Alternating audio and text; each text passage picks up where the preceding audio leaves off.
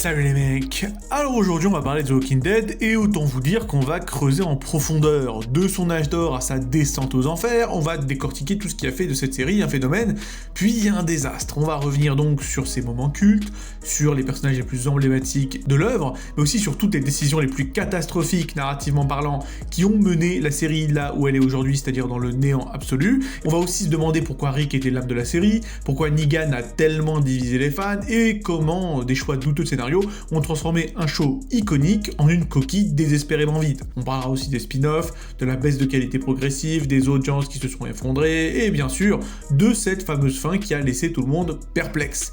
Alors, sans plus attendre, c'est parti.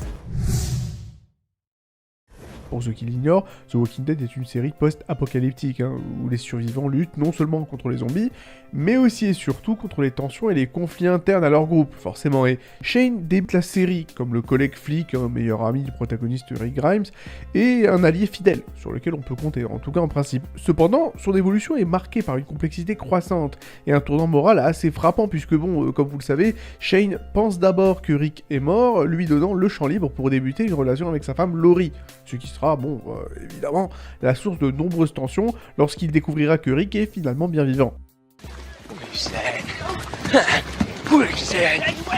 Ces frictions vont donc croissantes jusqu'à la saison 2, qui quant à elle dépeint la descente aux enfers de Shane, le montrant de plus en plus instable et dangereux, proclamant donc qu'il faut que le groupe se débarrasse de leur moralité et des mœurs de l'ancien monde, car dans le monde post-apocalyptique de The Walking Dead, le sens moral est bien souvent une barrière à la survie, c'est un peu triste mais c'est un peu comme ça.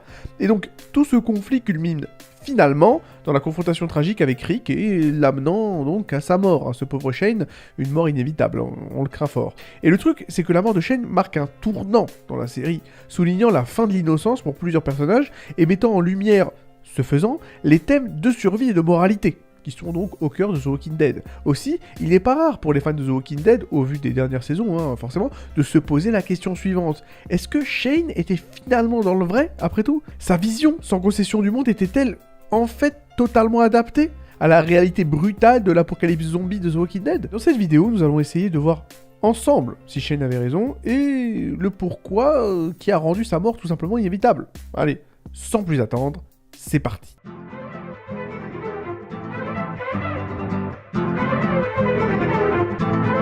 Le problème avec Shane, au-delà de son obsession pour Laurie, donc la femme de Rick, c'est qu'il s'est adapté trop rapidement aux réalités du monde post-apocalyptique. Je veux dire, Shane est simplement ce que Rick est devenu après quelques années à survivre, dans les saisons suivantes.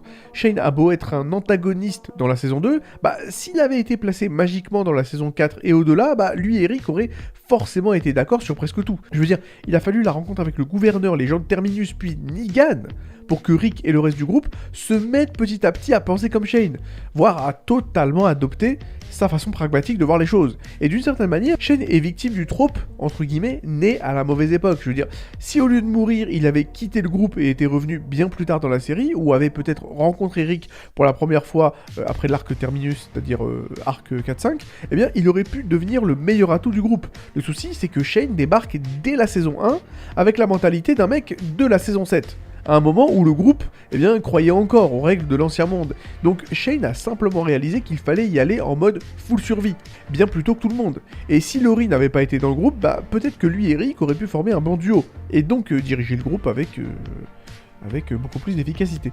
Et donc, avec le recul, cela fait vraiment sens que Shane ait été tué si tôt dans la série. Je veux dire, son approche impitoyable pour résoudre les problèmes et sa priorisation de la survie à tout prix aurait pu raccourcir considérablement la série. Je veux dire, c'est pas seulement pour la sous-intrigue avec Sophia. D'ailleurs, Shane avait raison là-dessus, puisqu'il était d'avis de ne pas perdre de temps à la chercher, et on apprendra justement que la petite Sophia était morte depuis le début, donc finalement il avait raison. Bref, en fait, il n'y a pas que ça, c'est juste que l'approche de Rick dans les premières saisons a tout simplement entraîné beaucoup de dommages collatéraux et de morts. Et Shane, lui, avait immédiatement compris qu'il s'agissait avant tout de survie, et il a fallu beaucoup plus de temps à Rick pour l'accepter. Je veux dire, imaginez Shane face au gouverneur, à Negan ou même à Alpha. Je veux dire, on va le dire à un moment donné, tous ces conflits se seraient probablement terminés différemment et bien plus rapidement si Shane avait été aux commandes, à la place de Rick.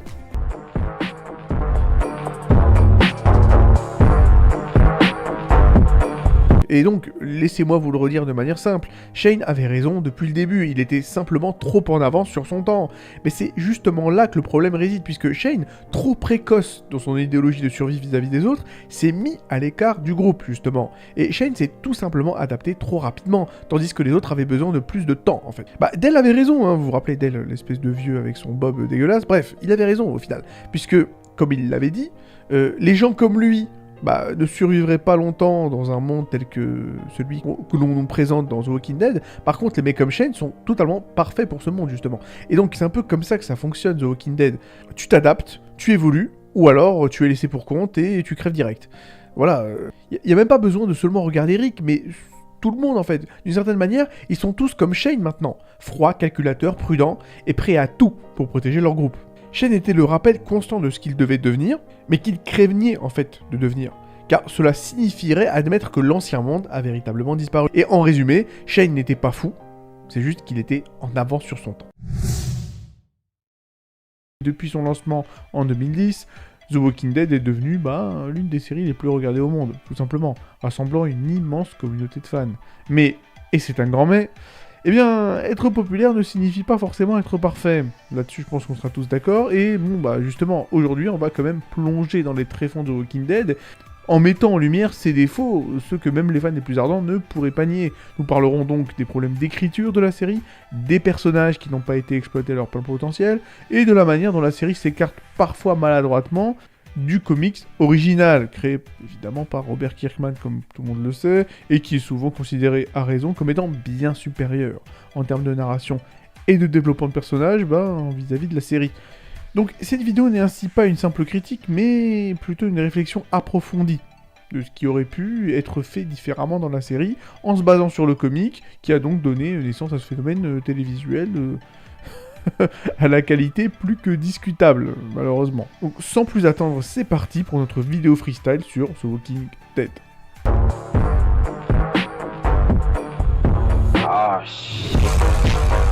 Bon déjà, la première chose à souligner lorsque l'on compare The Walking Dead série télé à The Walking Dead comics, c'est surtout l'édulcoration notable de la série vis-à-vis des comics, parce que c'est un peu évident, d'autant plus que cela concerne à la fois la violence, comme les thèmes abordés, je veux dire, dans les comics, Robert Kirkman n'a pas peur de plonger dans les zones sombres, on va dire, de l'humanité, de la psychologie et de et de la violence, bref, avec une brutalité et une intensité qui reflètent un monde post-apocalyptique absolument sans pitié.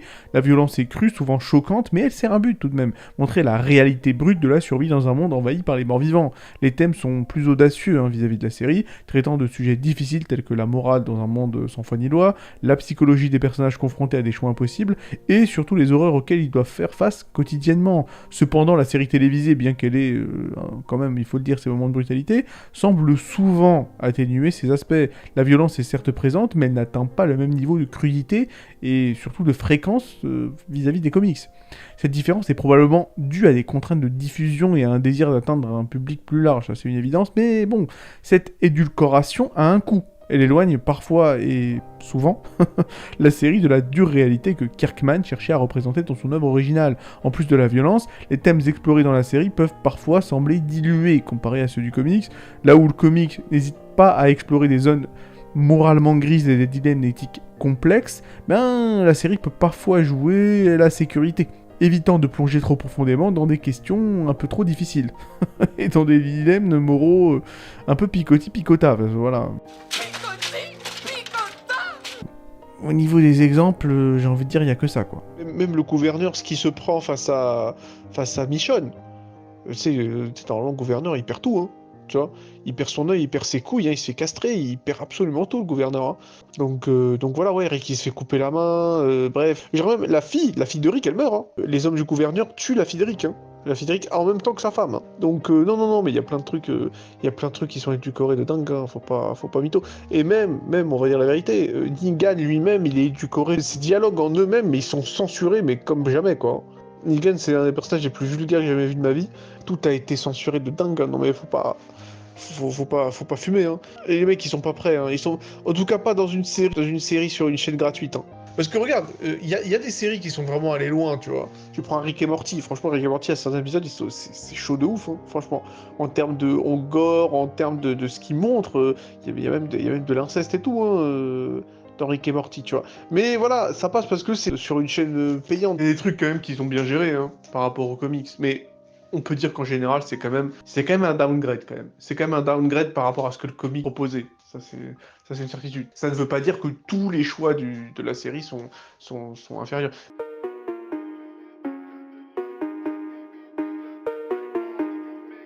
Mais quand même, la série est quand même très très inférieure aux comics. Enfin, je veux dire, je suis vraiment désolé, pour moi, les seules saisons qui tiennent la route, c'est la saison 5 et 6, quoi. Tout le reste, pour moi, c'est du subpar, hein. Moi, je regardais vraiment pour pouvoir parler avec mes amis qui regardaient The Walking Dead, et puis voilà, j'avais rien à foutre. C'est durant l'été, je regarde, mais c'est insipide, c'est une série insipide. Ils passent leur temps à marcher et à discuter. Ça ne doit pas coûter gros chose, hein. Il y a beaucoup d'épisodes, ils marchent et ils parlent. Moi, franchement, j'aimais bien la saison 5 et la saison 6 parce que c'était les saisons où, comment il s'appelle, où Rick était vraiment à la limite d'être un bad guy, tu vois. C'était plus intéressant. Mais je veux dire, même les dialogues, c'est beaucoup, tu sais, de la moralité américaine. Yeah, my family, I'm going to protect my family. Yeah, we are family. Yeah, we have to protect the children. Shut up. Tu sais, cette espèce de moralité de protestante wasp de merde que tu vois dans tous les épisodes, tu les vois genre, ouais, nous devons passer Thanksgiving ensemble. Je veux dire, cette espèce de moralité américaine qui est tellement présente, à partir déjà de la saison 2 déjà. La saison 2, elle est super trop présente dans The Walking Dead, tu vois. Oh là là, avec des personnages de merde comme Maggie, tu vois. Maggie, des mecs, des bolos comme l'espèce de coréen. Enfin voilà quoi, les dialogues qui sont trop mièvres, très cucu. À l'américaine, et à la limite, bon, ça doit parler aux Américains, sur ça, y a pas de souci, mais tu sais, les valeurs américaines qui m'ont toujours fait chier, j'ai toujours trouvé ça, mais super. Même, par exemple, tu sais, toutes les fois où tu vois Rick en train de balancer des discours, même durant les saisons contre Negan, c'est parfois, tu sais, le mec, il débarque, il fait un discours pour haranguer ses troupes, tu vois. Moi, j'ai toujours trouvé ça c'est de la merde, genre, moi, je voyais, nous sommes là pour la liberté, nous devons nous battre contre les nananis, jamais ils ne prendront notre liberté. C'est bon, tais-toi, quoi, il s'est pris pour Thomas Jefferson, le mec. Et ça pue de la merde.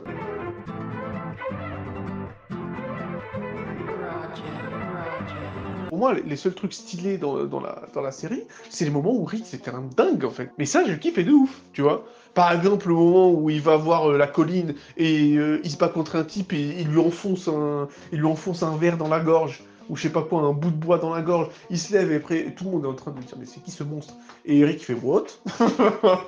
What? Ça m'a fait rire. Ou un moment quand il devient complètement dingue et ça c'était vraiment très très bien ça. Quand il débarque à Alexandria et que ça c'est énorme, ça c'était très bien ça. Tu vois, c'est dommage qu'ils aient pas continué là-dessus, tu vois. Rick donc il lui donne son boulot de shérif, mais évidemment Rick, il a complètement changé, quoi. En mode, maintenant, il n'y a pas de oui, si quelqu'un fait un crime, on va discuter avec lui, sinon je sors mon Glock, je vide mon chargeur dans son crâne et puis c'est fini, tu vois, évidemment, parce que le mec, il a vécu des années dehors, tu vois, avec les zombies et dans la sauvagerie, tu vois. Donc lui, maintenant, il rigole plus. Mais évidemment, tu compares ça avec les mecs d'Alexandria qui, eux, sont encore dans la civilisation, qui n'ont jamais quitté les murs d'Alexandria. J'ai dit, attends, mais ce mec, c'est un taré. Mais ça, c'était trop bien. Ça, c'était trop bien. La saison 5 et 6, c'était des bonnes saisons, quoi. C'était des bonnes saisons. Ou genre quand il y a l'espèce de mec là, le mec d'Alexandria qui vient leur parler, tu vois alors, est-ce qu'on peut discuter, nanani? Rick, même pas il discute, bonjour, au revoir, il débarque, KO direct, même pas il discute quoi. Non mais voilà, ça c'était bien ça. Ça c'était très bien parce que ça montre ce que voilà, ce que la vie sauvage, sans aucune règle, sans aucune règle de société, c'est ce que ça fait à un type qui à la base c'est un mec bien. C'est un espèce de taré absolu. Et même, j'ai envie de dire, j'ai apprécié aussi que au début de l'arc Negan fasse la réflexion. À un moment, tu sais, je me rappelle, il tombe sur les enregistrements des interviews d'Alexandria, et donc il regarde les interviews, et il voit Rick avec la grosse beubare en mode je vais tout baiser, quoi. Et même, il lui dit, putain, attention, je croise ce mec dans la rue, moi je lui parle même pas, quoi. Tu vois, c'est vrai, hein. Voilà, parce qu'ils ont pas les couilles, ils ont pas les cojones de suivre sur ce character développement là, donc ils l'ont changé. Tant c'est bon, Rick qui est redevenu gentil. Bah voilà, qu'est-ce que tu veux que je te dise? Après, je dis pas, dans le comic, c'est le gars aussi.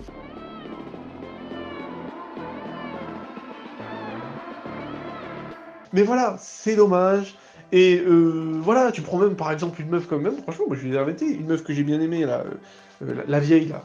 Caroline, ou Carole, j'ai oublié son nom là. Elle, moi franchement, c'est un personnage que j'aimais beaucoup quoi.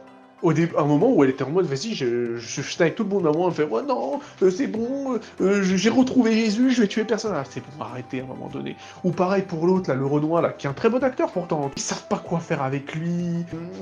C'est compliqué, quoi. Tuez-les si vous n'avez pas quoi faire avec lui, parce que lui, il est stylé. À un moment, il veut tuer, et ensuite, il tue plus. Mais après, maintenant, il se remet à tuer. Mais ça n'a ni queue ni tête. Mais ils savent pas quoi faire avec. Comme Paul Monroe, qui est juste là parce qu'il est gay, tu vois. Non, mais c'est juste le quota gay. Il y a trop de personnages à la fin, tu te dis, mais allez, cassez-vous, quoi. Ça se voit, c'est du meublage.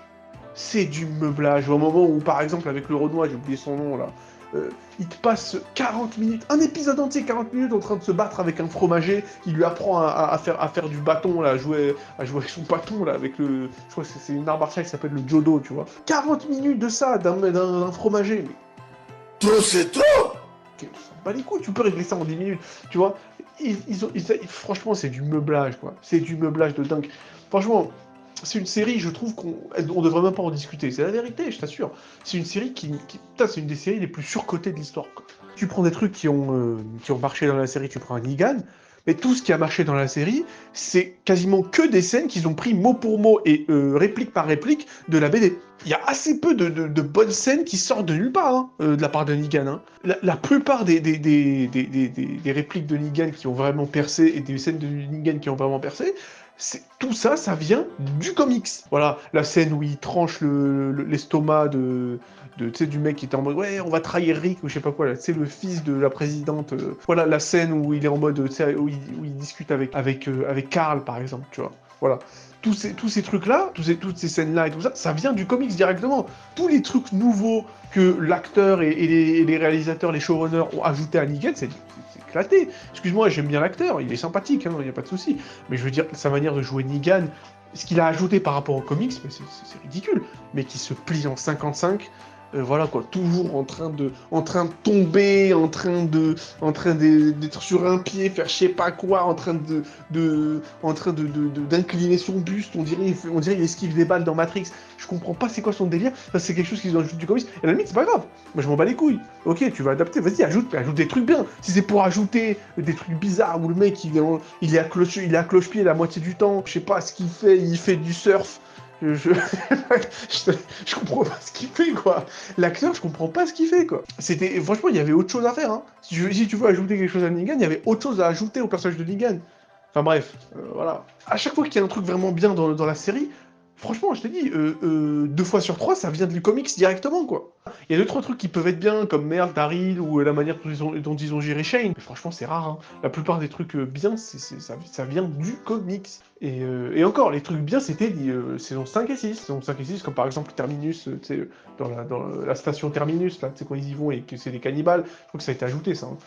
Non, ça n'a pas été ajouté, mais dans le comics, c'était différent. C'est une carotte, c'est une fraude. C'est une véritable fraude, cette série.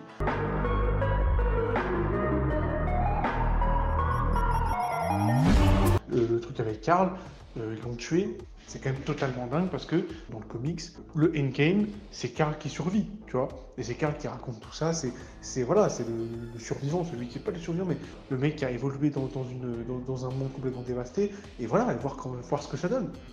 C'est ça, je veux dire, ils l'ont développé depuis le début comme ça, et à la fin, ils le tuent comme ça au détour d'un truc. Non mais, moi je te le dis, ça c'est nucléaire. Ça c'est une mauvaise décision nucléaire, parce que c'est une mauvaise décision qui ruine quasiment 8 saisons. Tant de matériel ruiné par une seule décision, tu vois pas ça tous les jours, quand même. Tu vois pas ça tous les jours. Parce que voilà, Carl il a été développé pour être celui qui est un peu le témoin de la manière dont l'humanité évolue, tu vois ce que je veux dire. C'est son rôle depuis le début. Dans le comic, il continue à être comme ça, tu vois. En plus, même sa relation avec Negan est très intéressante. Il rejoint le groupe des Murmureurs, il est très attaché à Negan. Par exemple, il passe son temps à aller dans la prison, c'est là où Negan est enfermé, tu vois. Donc voilà, il apprend à devenir, tu sais, à ne pas avoir honte de sa blessure. Carl, dans le négatif comme dans le positif, c'est le témoin de la manière dont l'humanité évolue, tu vois. Moi, je comprends aussi, je comprends là où il voulait en venir, mais c'était pas sur lui qu'il fallait faire. Hein. Tu pouvais tuer Eric, hein, si tu veux. Tu peux tuer Eric, hein. Je crois qu'ils l'ont plus ou moins fait, mais au final, il est pas mort, ou je sais pas quoi, ils ont même pas eu les couilles de le faire. Enfin voilà, tu peux tuer Eric, mais Carl, il fallait pas le tuer, tu vois. Les mecs, tu peux pas, c'est stupide, ça n'a aucun sens, tu vois. Ça n'a aucun sens. À part regarde, ça montre le réalisme du monde de Walking Dead. Il n'y a pas de plot armor, n'importe qui peut mourir des zombies, tu vois. D'accord. Non mais je comprends, mais c'était pas le bon personnage sur lequel faire ça, hein. Ça c'est sûr. Voilà. Je comprends c'est juste pour dire, regardez, les zombies, ça fait longtemps qu'on n'a pas vraiment vu qu'ils étaient des menaces, alors parce que depuis plusieurs saisons, les menaces c'est toujours des humains, que ce soit Terminus, que ce soit Negan, c'est jamais plus vraiment les zombies sont un peu en background. Et là, ils disent, ouais, regarde, les zombies peuvent avoir un gros impact sur le scénario et tout. Je comprends, ok, y a pas de souci, mais c'était pas le bon personnage sur lequel faire ça. Hein. C'est un cas d'école. Hein. La mort de Karl, pour moi, c'est un cas d'école à ne pas faire. Hein. À mettre dans toutes les écoles d'écrivains, des mecs qui se targuent, qui se piquent d'écrire des scénarios. Depuis son lancement, The Walking Dead a captivé un large public avec son monde post-apocalyptique absolument fascinant, rempli de zombies et absolument terrifiant. Cependant, en y regardant d'un peu plus près, on constate que le monde de The Walking Dead, justement, eh bien, les règles établies et même certaines décisions prises par les personnages dans cette série peuvent souvent paraître un peu incompréhensibles, comme si l'histoire se déroulait sur une autre planète. Entre les incohérences flagrantes de cet univers et la stupidité évidente de certains choix faits par nos personnages préférés, plongeons-nous tous ensemble dans les raisons pour lesquelles l'univers de The Walking Dead est en réalité totalement insensé. Alors, sans plus attendre, c'est parti pour mon top 8 des trucs totalement incompréhensible de l'univers de The Walking Dead. Évidemment, là, je vais parler exclusivement de la série, et non pas du comic, qui, il faut le dire au demeurant, est excellent, contrairement à la série, hélas.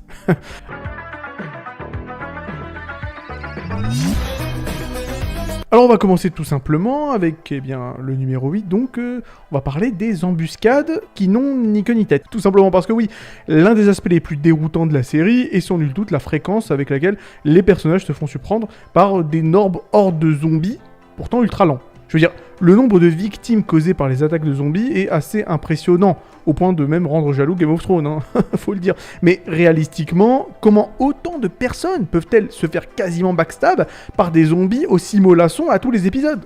Je veux dire, la série a souvent recours au trope de l'embuscade entre guillemets soudaine de zombies, mais cela ne devrait pas se produire aussi fréquemment avec un peu de logique. Parce que le comportement des zombies dans la série a certes été incohérent au fil des saisons, mais ils sont généralement bruyants et surtout lents. Aussi, en théorie, toute personne dotée d'une certaine conscience spatiale et d'une capacité auditive moyenne, vraiment moyenne basse, devrait pouvoir détaler en entendant une horde de zombies approchant de son périmètre. Cela devient encore plus absurde dans certaines scènes, où un personnage pourtant en pleine observation, on voit un mec carrément posté en vigie, et malgré ça, il se fait tout de même tomber sur le groin, par une énorme bande de zombies bien vénères. Et clairement, je suis loin d'être le seul à avoir remarqué cette énorme incohérence, puisque certains fans ont tenté d'expliquer cette incompétence notoire de nos persos préférés, en supposant qu'ils sont tous essentiellement sourds, à cause de l'utilisation fréquente des armes à feu dans la série. C'est une théorie, il faut le dire, assez intéressante, mais nonobstant, elle ne tient pas vraiment debout, on va quand même le dire les amis, car si chaque personnage était vraiment sourd, ils ne devraient tout simplement pas être capables de communiquer entre eux, en tout cas pas de la manière dont ils le font dans la série, et il n'y aurait littéralement aucune conversation dans la série. Après, quand on voit la qualité des dialogues dans la série, surtout dans les saisons 7 et 8 et le reste, voilà. Bon, le fait qu'il n'y ait pas de dialogue, finalement, on se demande si ce serait pas peut-être une bonne chose.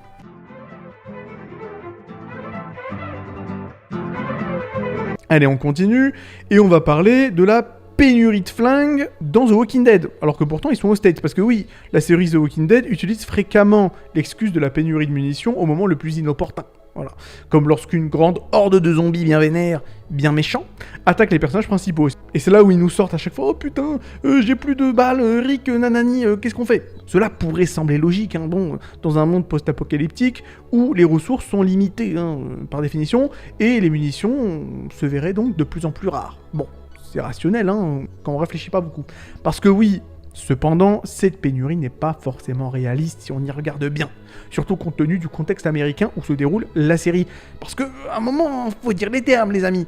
Selon des statistiques récentes, les États-Unis ont le taux de possession d'armes à feu le plus élevé au monde. C'est pas moi qui vais vous l'apprendre, avec plus de 110 armes pour 100 résidents. Les mecs, clairement, ils sont déterminés.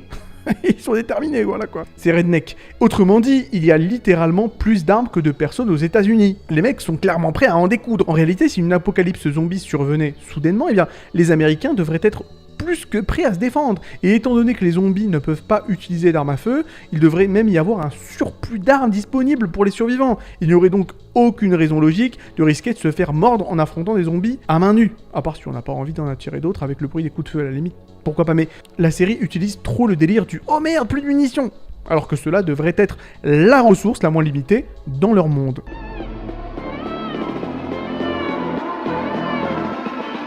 On va continuer en parlant des 30 millions d'amis. 30 millions d'amis qui malheureusement ont disparu dans la série, parce que l'un des aspects les moins explorés dans The Walking Dead, c'est l'effet du virus zombie sur les animaux, et leur présence, somme toute extrêmement rare dans l'univers de la série. Il est établi pourtant que le virus zombie a infecté toute l'humanité, transformant tout le monde en zombie après leur mort. Cependant, la série n'aborde presque jamais la question de l'impact du virus sur les animaux, ou même de leur présence dans ce monde post-apocalyptique. Je veux dire, le manque presque total d'animaux dans la série, à l'exception de quelques rares occurrences, comme le cerf qui a conduit à la blessure de Carl dans la saison 2, bon, voilà, tout ça c'est un peu suspect. Les zombies ne semblent pas faire de distinction entre la chair animale et la chair humaine, ce qui pourrait éventuellement expliquer pourquoi les animaux les plus vulnérables seraient donc les premières victimes. Et alors, qu'en est-il des prédateurs naturels de la planète ? Je veux dire, l'absence d'animaux domestiques comme les moutons et les vaches, à la limite, ok, ça peut être plausible. Parce que voilà, ils ont été potentiellement bouffés par les zombies-nous, par les petits zombies. Ok, mais l'absence des prédateurs mangeurs d'hommes tels que les ours, les tigres, les loups, les cougars ou même les coyotes est un peu plus surprenante. Je veux dire, ces prédateurs auraient sûrement eu une meilleure chance de vaincre un zombie lent, bien qu'un être humain en bonne santé. Bah oui. En outre, il y a également un manque notable d'insectes nécrophages, comme les asticots, on va le dire, qui sont normalement attirés par les corps en décomposition. Pour une série qui montre fréquemment des cadavres, eh bien l'absence de ces insectes est pour le moins étrange. Et il faut admettre que l'existence de prédateurs zombifiés comme des ours ou des loups aurait pu être une addition fascinante et terrifiante à l'univers de The Walking Dead.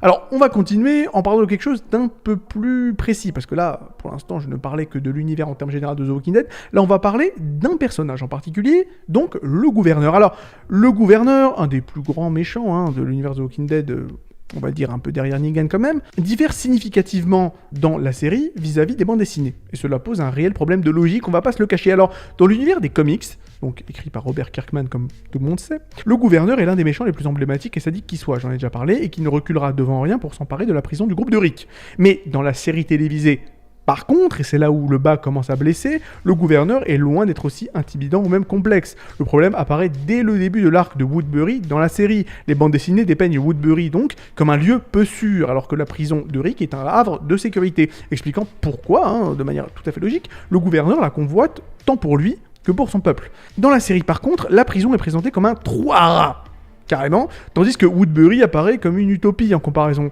Cela rend la vendetta du gouverneur contre le groupe de Rick quelque peu inutile et un peu incompréhensible, car il n'a pas de raison valable de convoiter la prison de Rick, alors que Woodbury est clairement un meilleur endroit où vivre. Jusqu'à qu'elle soit incendiée, en tout cas, il me semble, à la fin de la saison 3. Certes, le gouverneur version série télé est toujours dépeint comme fou, avec son bureau rempli de têtes de zombies et sa fille d'ailleurs zombifiée également, mais tout aurait pu être mieux construit si les scénaristes de la série avaient donné au gouverneur une raison plus convaincante de s'attaquer à la prison de Rick dès le départ. La série a tenté de justifier par la suite les motivations du gouverneur plus tard, notamment lorsque Michonne tue sa fille zombifiée et lui arrache un œil, mais cela ne compense pas entièrement les incohérences initiales du conflit entre Rick et le gouverneur. Bon, allez, on continue encore une fois, et on va parler donc de la nourriture dans cette série, parce que ouais, il y a rien à grailler. Apparemment, en tout cas. Je veux dire, malgré l'accent mis sur la survie humaine et la recherche constante de nourriture, il semble peu plausible, on va le dire, que la nourriture soit aussi rare dans The Walking Dead, en fait. Les zombies se nourrissent de chair humaine, je le rappelle, ou animale à la limite, et ignoreraient la plupart des aliments dans un supermarché. Avec la majorité de la population transformée en zombies et se tournant vers un régime exclusivement carnivore, il devrait logiquement rester suffisamment de nourriture pour les survivants sans avoir à recourir au cannibalisme. La disponibilité de conserves et d'options végétariennes devrait empêcher toute famine, en particulier dans un pays comme les États-Unis, il faut le dire.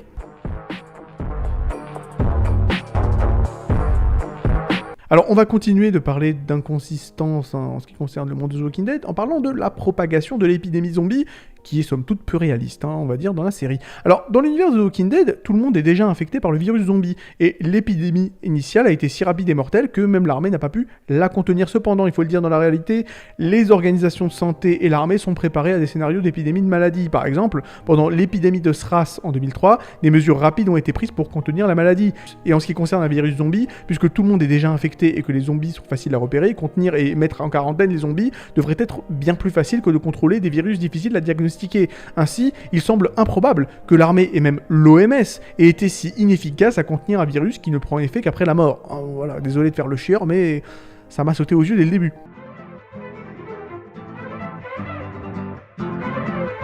Allez, on va continuer sur la même lancée en parlant du fait assez simple, que, en principe, réalistiquement, il ne devrait plus y avoir de zombies, en principe, dans l'univers de Walking Dead. Alors, la saison 6, qui se passe pourtant des années après le début de l'épidémie zombie, nous montre qu'il existe encore d'énormes hordes de zombies, mais le problème c'est qu'après plusieurs années depuis le début de l'apocalypse, il est peu réaliste qu'autant de zombies errent encore aux États-Unis. Je veux dire, en utilisant la population estimée des États-Unis, on va le dire, à peu près 320 millions de personnes, et en supposant que 99% de cette population est infectée. Cela laisse donc 3,2 millions de survivants, et donc 316,8 millions de zombies. Alors, si chaque groupe de survivants, estimé à 20 personnes, on va dire, petite fourchette, tue en moyenne 10 zombies par mois, cela revient donc à environ 2400 zombies tués par an, par groupe. Et donc, avec 160 000 groupes au bas mot, cela signifie qu'il devrait y avoir environ 384 millions de zombies tués en Amérique après un an. Donc, mathématiquement, il ne devrait plus y avoir de zombies du tout. En tout cas, à partir de la saison 4-5, c'était réglé. Normalement.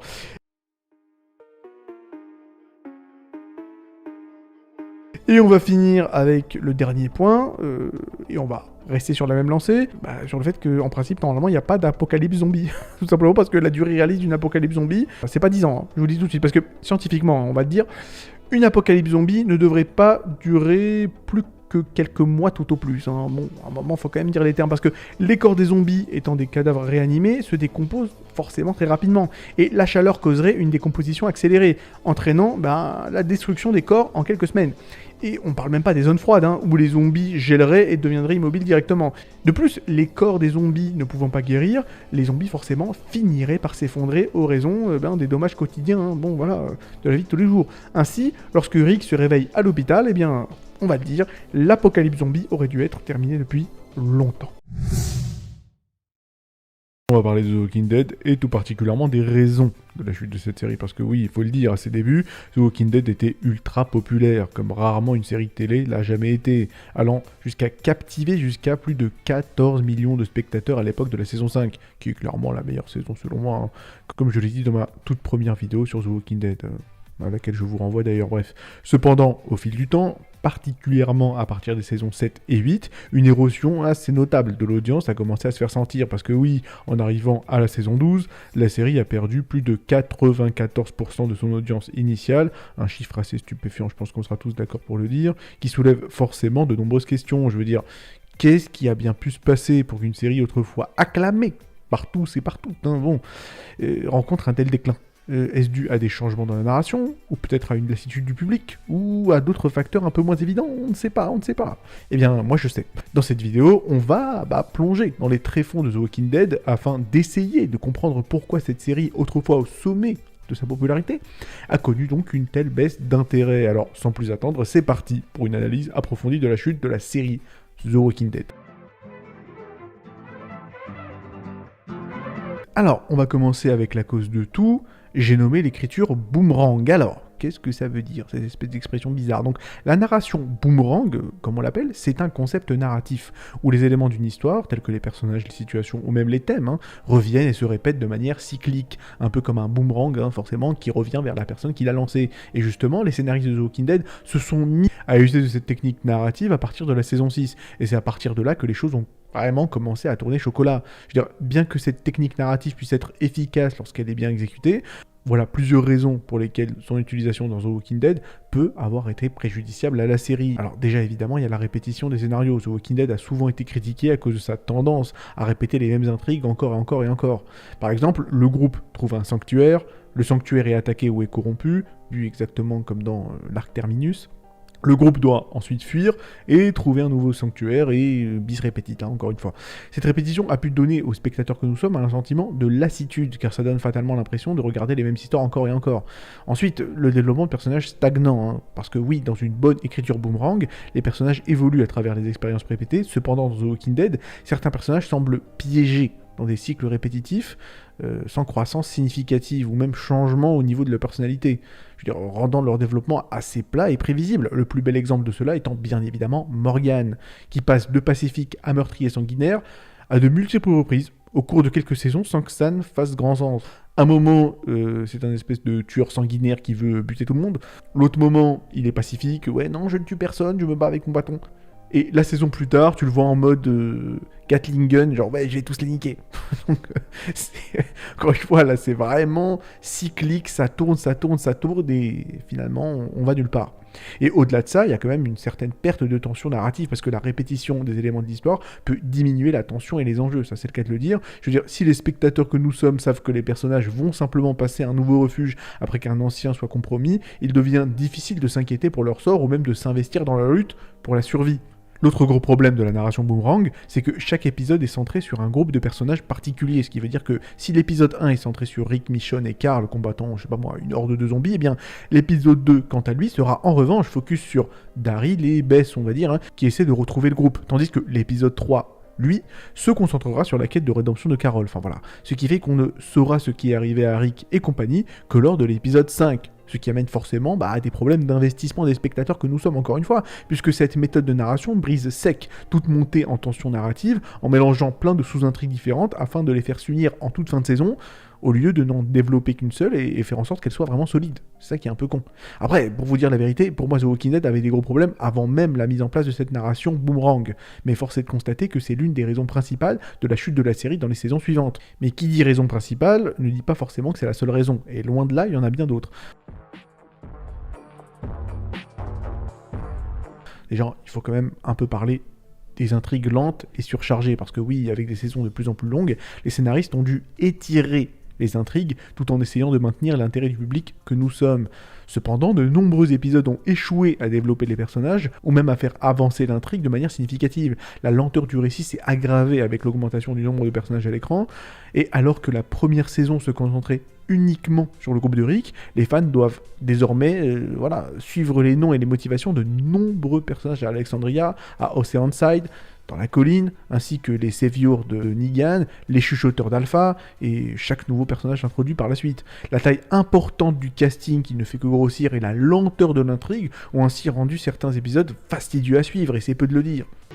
Je l'ai fait exprès de dire que j'étais mort. Un autre truc ultra chiant dans cette série, je pense qu'on sera tous d'accord pour le dire, c'est quand même les faux décès, les fausses morts en fait.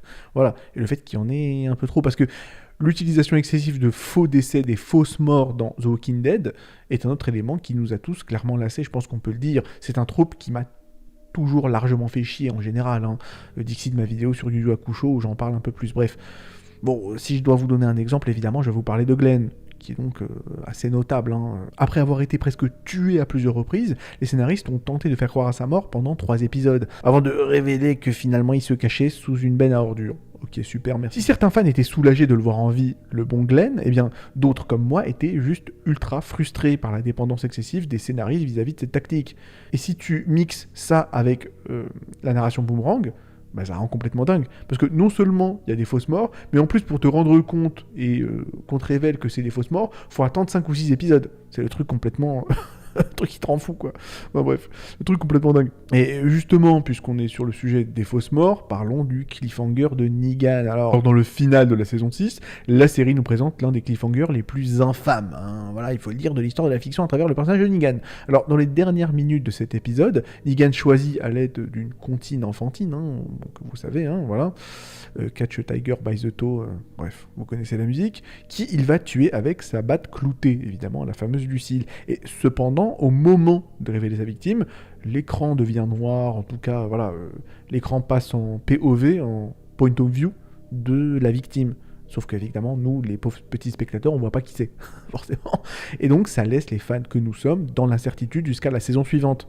Tout le monde s'est évidemment mis à hurler à la mort, moi avec eux, forcément, et lorsque Abraham et Glenn sont finalement tués de manière extrêmement violente dans le premier épisode de la saison Z, la réaction négative a été telle que les épisodes futurs ont été réédités pour atténuer la brutalité. Pour certains fans, The Walking Dead avait effectivement là franchi une limite, et beaucoup ont commencé à abandonner la série petit à petit. La confiance était alors définitivement brisée entre les fans et les showrunners, c'est-à-dire les scénaristes de la série. On va quand même parler de la pire décision ever dans une fiction.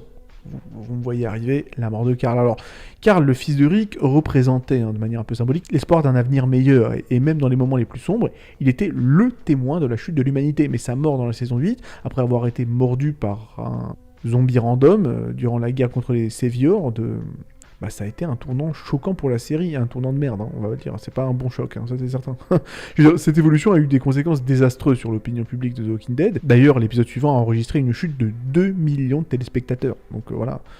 Je suis pas le seul à avoir compris qu'il y avait une carotte. Et bien que la série ait tenté de remplacer Carl par de nombreux autres jeunes personnages, tels que Henry ou Judith, ils n'ont jamais vraiment réussi à combler le vide laissé par Carl Grimes. Enfin, je veux dire, sa mort a été une perte majeure dont la série ne s'est jamais vraiment remise. Et je vous le dis, c'est la pire décision ever que je n'ai jamais vue dans une fiction. Je vous le dis comme ça, comme je le pense. Voilà. Je veux dire, quand j'avais vu l'épisode, j'étais vraiment complètement en mode Thierry Gilardi. Genre en mode, pas ça Zinedine, quoi. Pas après tout ce que tu as fait. Oh non, pas ça. Pas aujourd'hui, pas maintenant, pas après tout ce que tu as fait. C'est vraiment... Je veux dire, comment fusiller une série en une seule décision scénaristique? Putain, c'est quand même dingue. Je veux dire, qu'on aime ou pas Carl, parce que, bon, moi, je veux dire, il me faisait chier, ce personnage. À la limite, c'est même pas comme si je l'aimais bien, mais tu peux quand même pas ignorer qu'il est le cœur de la série. Encore une fois, Carl Grimes symbolise la chute de l'humanité à travers sa perte d'innocence et sa confrontation aux réalités brutales d'un monde post-apocalyptique vraiment vénère.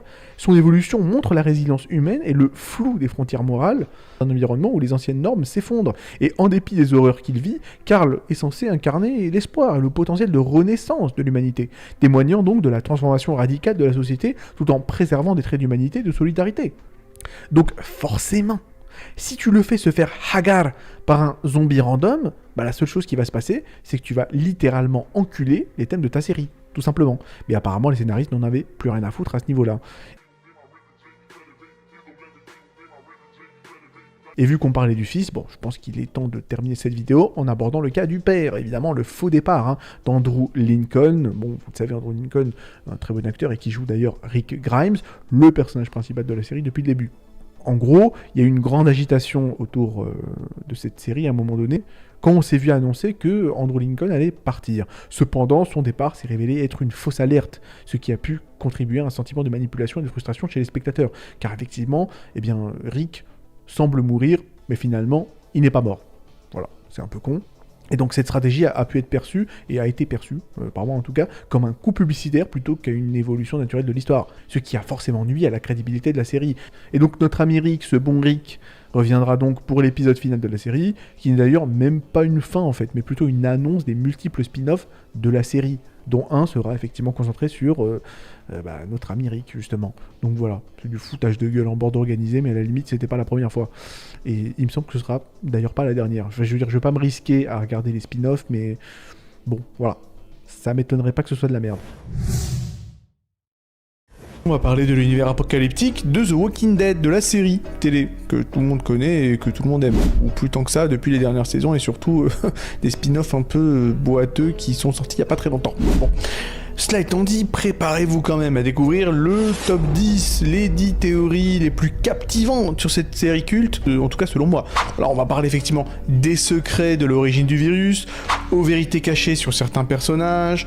Voilà, on va parler de Negan, on va parler de Rick, on va parler de Daryl, on va parler de tout le monde, parce que oui, et en principe, chaque théorie devrait vous laisser bouche bée. Et oui. Donc, sans plus attendre, c'est parti pour une plongée dans l'horreur et le suspense de The Walking Dead avec le top 10 des meilleures théories de The Walking Dead. Bess ne serait pas morte dans The Walking Dead. Alors Bess Green, un personnage assez apprécié des fans, pourrait ne pas être morte, malgré le fait qu'elle se soit pris quand même une balle dans la tête. Et oui, elle a été abattue d'une balle en pleine poire, mais plusieurs personnages dans la série ont survécu à des blessures similaires, comme Andrea dans le comics par exemple, qui s'est effectivement pris un headshot et qui a survécu malgré tout. De plus, après sa supposée mort, Hero laisse simplement son corps dans une voiture sans funérailles appropriée. Donc forcément, les showrunners parlent de la disparition de Bess en termes de destin plutôt que de mort, ce qui laisse entendre qu'elle pourrait être encore en vie, quelque part. De plus, il n'y a pas eu de message RIP pour Bess sur le compte Twitter de la série, contrairement aux autres personnages morts. Et si Bess serait encore en vie, cela pourrait signifier qu'elle reviendra dans un futur épisode, ajoutant donc un tournant dramatique à l'intrigue et ravissant les fans du personnage. Jadis de The Walking Dead serait une ancienne du Terminus. Alors Jadis, oui, la leader du groupe des Scavengers pourrait bien être une ancienne du Terminus, parce que oui, les similarités entre son modus operandi et celui des habitants du Terminus sont assez frappants. D'autant plus que, comme eux, elle ne demande jamais de vivre, seulement des armes. De plus, les habitants du Terminus avaient un hélicoptère, et un hélicoptère est également visible près du camp de Jadis. Coïncidence, je ne crois pas. D'autant que Jadis s'est alliée avec Negan et a trahi Rick, montrant qu'elle ne peut pas être digne de confiance exactement comme les mecs du Terminus. Elle a également inscrit un A sur le conteneur où elle a enfermé Rick, un acte similaire à celui des habitants du Terminus qui marquaient leurs victimes de la même manière. Et si Jadis est effectivement une ancienne du Terminus, cela expliquerait ses méthodes brutales et sa méfiance envers les autres survivants, ajoutant ainsi une nouvelle couche de complexité à son personnage. Bien que bon, depuis la nouvelle série spin-off The One Who Lives, on sait pourquoi il y a effectivement écrit un A sur le conteneur où elle a enfermé Rick, ça veut dire alpha. Et B ça veut dire bêta parce que effectivement les militaires classent les gens de A à B. Voilà, A si t'es un alpha et B si t'es un bêta. Voilà, à croire qu'effectivement ces mecs-là c'est c'est des mecs red pill en mode Andrew Tate. On se pose des questions, bref. Rick serait immunisé au virus zombie dans The Walking Dead. Alors effectivement là il s'agira de la théorie certainement la plus célèbre de la série The Walking Dead, qui stipule que Rick Grimes serait immunisé contre le virus zombie. Et plusieurs indices dans la série pourraient le laisser penser. Tout d'abord, Shane jure d'avoir vu Rick mort sur son lit d'hôpital. Rick est resté dans le coma pendant des semaines, sans soins médicaux, sans nourriture et même sans eau. Et si Rick était mort et que le virus l'avait ramené à la vie, son immunité au virus pourrait expliquer alors sa survie. Ensuite, dans la saison 2, Carl est sauvé par une transfusion sanguine de Rick après avoir été grièvement blessé par une balle. Et cette transfusion pourrait indiquer que le sang de Rick possède des propriétés particulières. Et dans la saison 4, alors qu'il est blessé et en cavale avec Carl, Rick pousse des grognements de zombies avant de se réveiller sur le canapé. Comme s'il avait failli se transformer, mais en avait été empêché par son immunité. Et enfin, dans la saison 7, Rick est touché par une flèche imprégnée de sang de zombie et ne se transforme pas. Et tous ces éléments donc pourraient indiquer que Rick est effectivement immunisé contre le virus, ce qui ferait de lui un personnage clé dans la recherche d'un remède potentiel contre l'épidémie.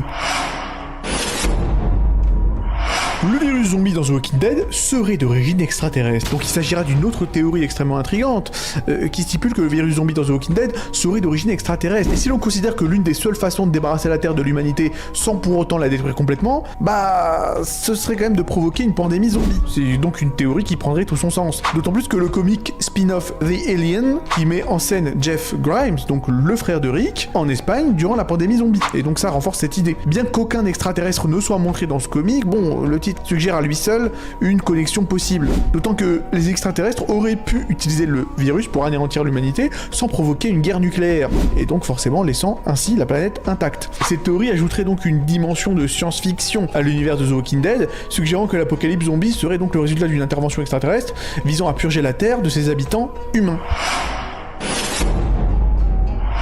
La conscience des zombies serait encore présente dans The Walking Dead, parce que oui, il existe une théorie fascinante selon laquelle les zombies de The Walking Dead conserveraient une certaine forme de conscience, même en forme de zombies.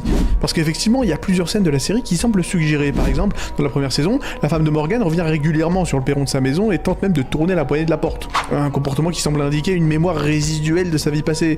De même, la petite fille zombie dans le premier épisode se baisse pour ramasser sa peluche, un geste qui suggère une fois encore une certaine forme de reconnaissance ou même de mémoire. Et en avançant dans les saisons, on voit également des zombies courir, ce qui est inhabituel pour des créatures censées être lentes et dénuées de réflexes rapides.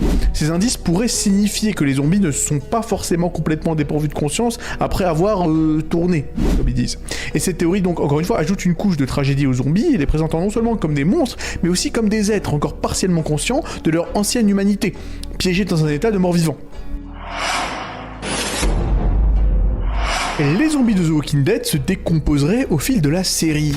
Parce que oui, il est évident que les zombies de Walking Dead se décomposent et perdent de plus en plus de chair au fil des saisons. Parce qu'au début de la série, les zombies semblaient relativement frais, si je puis me permettre ce terme, mais plus le temps passe, plus ils deviennent un peu décharnés, un peu putréfiés. Ce qui voudrait dire que les créateurs de la série ont intentionnellement montré cette dégradation progressive afin de refléter le passage du temps. Cette décomposition suggère donc que, tôt ou tard, les zombies finiront par disparaître d'eux-mêmes et complètement, ne laissant derrière eux que des squelettes. Cela pourrait effectivement indiquer une fin potentielle de l'apocalypse zombie où les survivants devront reconstruire le monde après la disparition des morts vivants. Les théories donc montrent que la série évolue non seulement dans ses intrigues, mais aussi dans sa représentation visuelle de ses menaces, et donc des zombies, offrant une perspective réaliste sur la nature de la décomposition des corps zombies. Même si bon, il y a eu quand même pas mal de time skip, je crois qu'il y a même eu un time skip de 5-6 ans, et les zombies sont encore là, donc finalement, je pense que cette théorie ne restera qu'une théorie, au final. Parlons un peu du rôdeur solitaire, du zombie solitaire dans The Walking Dead.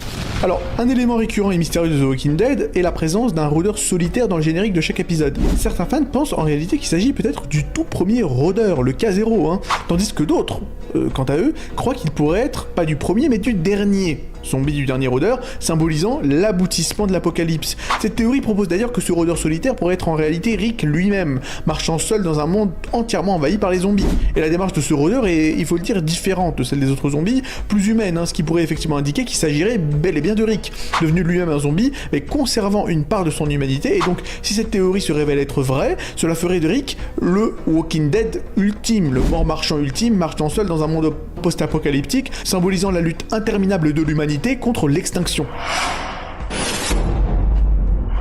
La série The Walking Dead serait un miroir de l'évolution humaine, parce que oui, The Walking Dead pourrait être interprété comme un miroir un peu de la manière dont les humains ont évolué à travers les ans, et donc à travers les différentes saisons de la série. La saison 1 par exemple représenterait le nomadisme, avec les personnages constamment en mouvement, cherchant un abri et de la nourriture, symbolisé par leur vie dans le camping-car. La saison 2, quant à elle, représenterait la sédentarisation, avec toute la saison qui se déroule dans la ferme d'Herschel, où les personnages tentent de créer un semblant de vie stable. La saison 3, de son côté, rappellerait l'Empire romain, avec Woodbury, la première ville moderne encore debout après l'apocalypse. Le gouverneur, en tant que leader charismatique mais tyrannique, organiserait des combats de gladiateurs entre guillemets, ça peut effectivement y ressembler, afin de divertir et de contrôler la population, rappelant le fameux Panem et Circenses des empereurs romains. Ensuite, la saison 4 représenterait les camps d'extermination avec Terminus, où les habitants exploiteraient et cannibaliseraient leurs visiteurs, les enfermant dans des wagons de train, un sombre écho aux atrocités de la Seconde Guerre mondiale. Et la saison 5, pour finir, marque la montée de la religion avec l'introduction de l'église de Gabriel.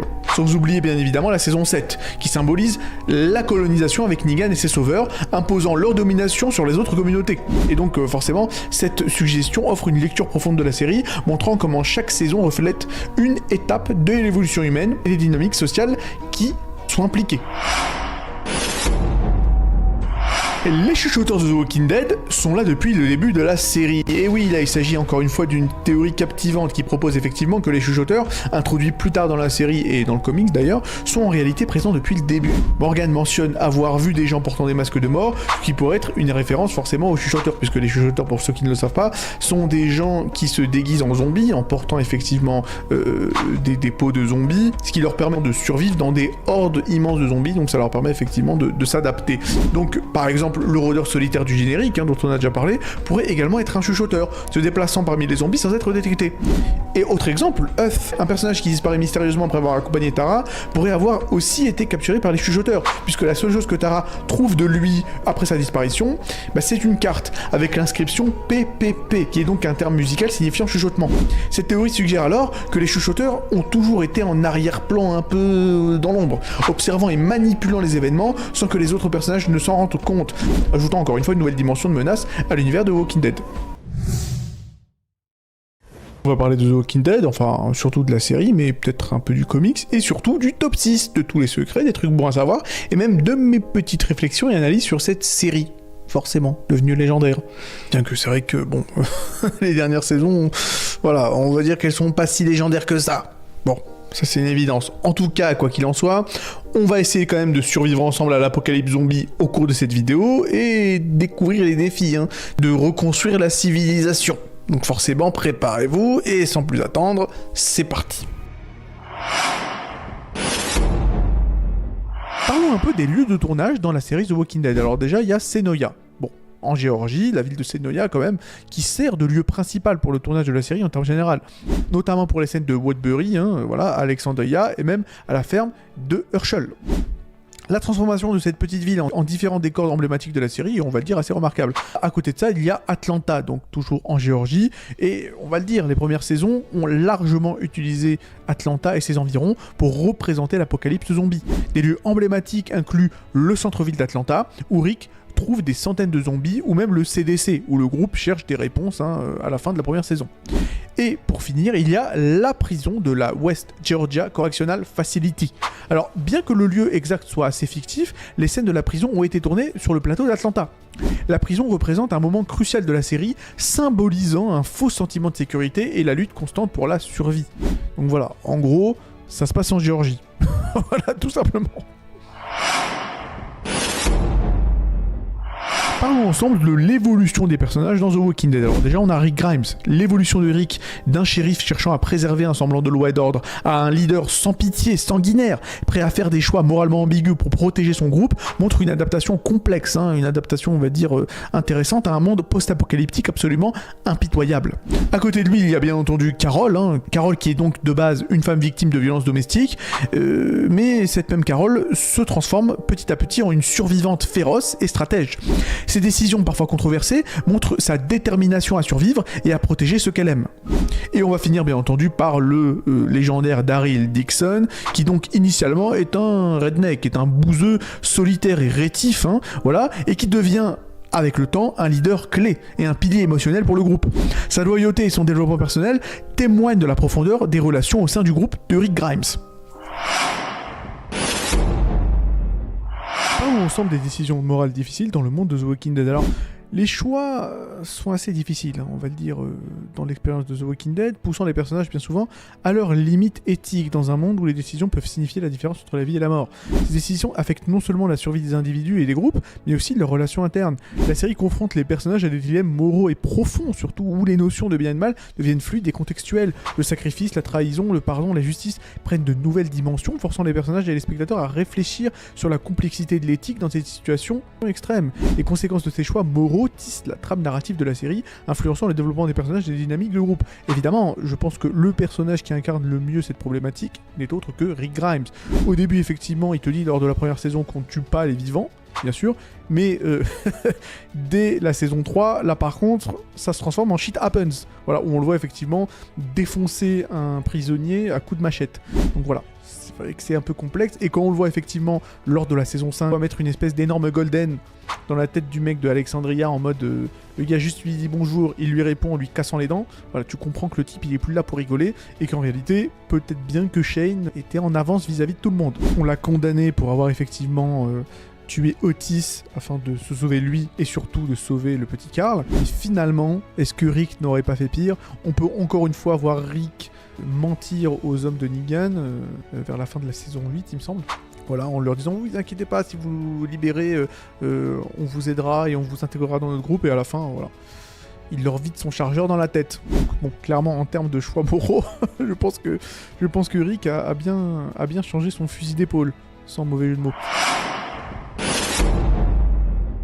Parlons ensemble des morts les plus choquantes dans la série The Walking Dead. Alors bien entendu, on va commencer avec la mort de Glenn, qui survient au tout début de la saison 7, aux mains de Negan et de sa batte de baseball, Lucille bien entendu, qui est donc l'une des morts les plus brutales et choquantes de toute la série. La brutalité inattendue et la perte d'un personnage si aimé par les fans ont marqué un tournant décisif pour la série et ses fans, forcément. Ensuite, il y a la mort de Laurie, Laurie Grimes, qui en même temps donne naissance à Judith, dans la saison 3, et c'est donc effectivement une perte assez déchirante.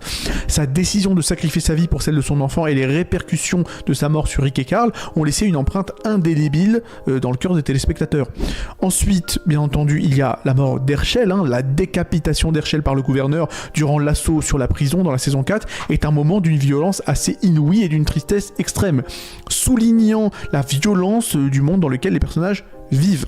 Et on va finir avec la mort de Abraham, qui survient juste avant la mort de Glenn. Abraham est donc la première victime de Negan et de Lucille. Sa mort, bien que préfigurée, reste soudaine, brutale, renforçant donc le caractère impitoyable de Negan. Parlons ensemble de la survie en communauté dans la série The Walking Dead. Alors, dans The Walking Dead, La survie en communauté est un thème central, explorant comment les individus peuvent se rassembler pour former des sociétés fonctionnelles, malgré les circonstances extrêmes d'un monde post-apocalyptique. Les défis de construire et de maintenir une communauté dans cet environnement sont immenses, allant de la sécurisation des ressources à la défense contre les menaces externes, y compris les zombies et d'autres groupes humains. La dynamique de pouvoir, la confiance et même la coopération deviennent cruciales, car les personnages doivent souvent mettre de côté leurs différences pour le bien commun. Cette nécessité de survie collective soulève des questions sur ce que signifie être une communauté et de comment les valeurs et les normes sociales sont remodelées face à l'adversité. Mais plus encore, au niveau de la survie dans The Walking Dead, l'important aussi c'est d'être prêt. Voilà. On le voit effectivement avec la communauté d'Alexandria qui demande à Rick et à ses potes de venir pour renforcer leur groupe. Parce que la communauté d'Alexandria a tellement été bien protégée que malheureusement ils se sont un peu amollis. Voilà. Ils se sont un peu ramollis, tandis que tout le reste du monde sont devenus absolument sanguinaires, impitoyables et prêts à tuer. Ce qui fait que lorsque Rick est intégré à cette communauté d'Alexandria, il y a effectivement un petit problème. Dans le sens où lui, il est en mode bas les couilles, dès qu'il y a un mec qui fait un crime, il lui tire dessus, alors que la communauté d'Alexandria est encore enfermée dans la façon de faire et la façon de voir les choses de l'ancien monde. C'est-à-dire qu'ils sont en mode non, il faut faire des procès et tout. Alors que le problème, c'est que effectivement, ça a changé. Et donc forcément, au sein de ces communautés émergentes dans The Walking Dead, les notions traditionnelles de famille, d'amitié et de loyauté sont mises à l'épreuve, souvent redéfinies par le feu de la survie. Les liens qui se forment dans l'adversité deviennent parfois plus forts que ceux du sang, créant des familles choisies, unies par le partage des épreuves et des triomphes. On le voit par exemple au tout début, dans la saison 5 et 6, Rick entre dans la communauté d'Alexandria, tu les vois par exemple tous ses potes, lui, tout le groupe de Rick, vivre et dormir dans la même salle. C'est-à-dire que les mecs ils sont vraiment en mode meute. Ils sont en mode meute. De la même façon, on voit que la manière dont la colline gère sa communauté est totalement différente de la manière dont les Saviors de Negan gèrent leur propre communauté. Donc effectivement, il y a clairement une lutte pour maintenir l'ordre et la justice au sein de toutes ces petites micro-sociétés et qui souligne la fragilité de la civilisation et la facilité avec laquelle les principes moraux peuvent être compromis ou même altérés par la peur et le désir de survie. Les leaders émergent naturellement dans ce chaos et leurs méthodes et idéologies reflètent la diversité des réponses humaines face à la crise. Certains choisissent la voie de la démocratie, on peut prendre effectivement Alexandria, tandis que d'autres adoptent des approches un peu plus autoritaires. Évidemment, on va penser à Negan, on pourrait penser à Terminus, on pourrait penser à plein d'autres trucs. On pourrait penser bien entendu à Woodbury du gouverneur. Ces figures de proue, avec leurs forces et leurs failles, deviennent le cœur autour duquel les communautés se rassemblent ou même se dispersent, leur leadership étant un facteur clé dans la prospérité ou la chute de leur groupe. Alors dites-moi dans les commentaires quel est votre groupe préféré dans The Walking Dead.